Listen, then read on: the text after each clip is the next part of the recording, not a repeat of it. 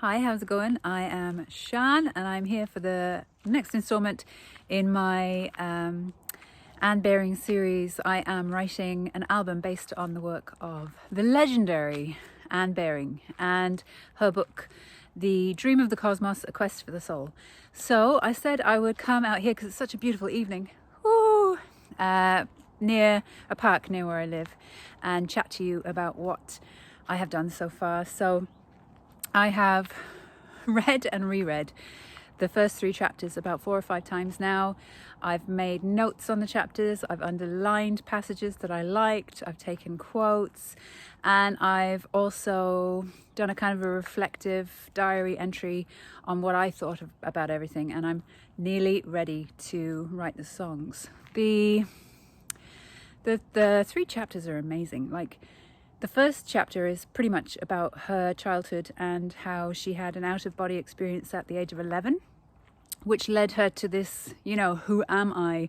What is this type of a quest? And then she went on, there was like the war was happening and they couldn't really travel freely, but then when they could, she went back to her grandmother's in the south of France. She liked hanging out there. She got bullied. There's so many parallels, actually. I had an out-of-body experience when I was about 3, when I went in for an operation on the base of my spine to get a hole closed up there. And I had an out-of-body experience during the operation. I watched the operation, basically. And she had an out-of-body experience. She was bullied for being kind of different, and I was bullied for being different, and she got heartbroken at the age of 20 by a guy who she thought she knew, but then turned out she really didn't. And I got heartbroken, absolutely heartbroken in my early 20s. Her heartbreak led to the dark night of the soul for her, and my heartbreak led to a dark night of the soul also. So there's loads of parallels. She didn't get married till her late 20s, which was quite late for her time. I didn't get married until I was in my very early 30s. So a lot of parallels reading it. It's just amazing.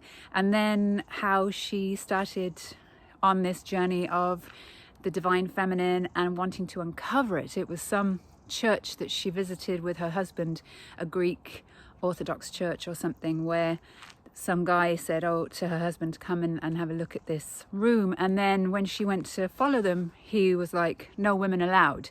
And she had a quick peek into the room, and it was a huge big fresco of the Virgin Mary or something. And she was like, why can't a woman go in and see a big fresco of a woman? What's the deal with that? There's like birds in the trees.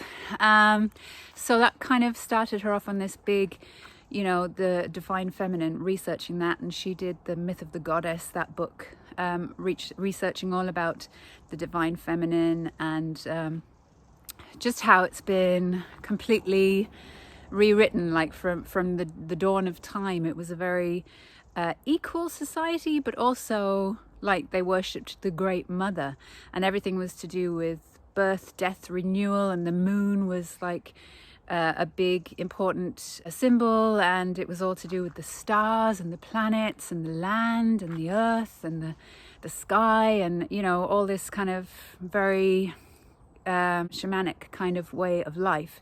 And then why did it go completely patriarchal? And then just tracing back the myth of the goddess. And she talks a lot about Kabbalah, which I didn't know too much about until reading these chapters over and over again. Very, very interesting. The tree of life in the Kabbalah, and how Shekinah was like the female face of God. So they had like equal male and female parts in the Kabbalah, and Shekinah was this female face of God, and Shekinah was the soul of the cosmos.